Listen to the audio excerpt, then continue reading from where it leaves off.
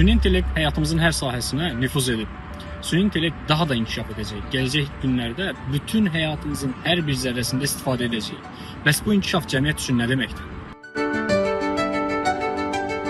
İlk növbədə süni intellekt gündəlik həyatımızı asanlaşdıracaq. Süni intellekt bir çox sahədə işlərin avtomatlaşdırılmasına gətirib çıxaracaq. Bəzi ənənəvi işlər yoxa çıxa bilər. Lakin bu, yeni peşələrin yaranmasına, insanların isə daha yaradıcı işlərə yönəlməsinə ciddi təsir göstərəcək. Əsas məsələ isə insanın süni intellekt ilə yanaşı işləmə bacarığını inkişaf etdirməsidir. Amma eyni zamanda sosial münasibətlər, qərar qəbul etmə və şəxsi məlumatların qorunması kimi məsələlərə də ciddi təsir göstərəcək. Bu güclü texnologiya etik çərçivə olmadan çox təhlükəli ola bilər. Süni intellektin verdiyi qərarların nə qədər ədalətli olub-olmaması, şəxsi məlumatların qorunması, hətta qeyri-etik istifadənin qarşısının alınması məsələsi çox vacib məsələdir.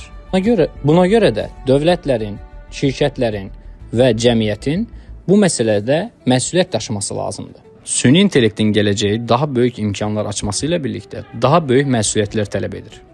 Əgər bu texnologiyadan daha düzgün, daha etik istifadə edərsək, cəmiyyət üçün daha gözəl bir gələcək planlaşdıra, onu həyata keçirdə bilərik.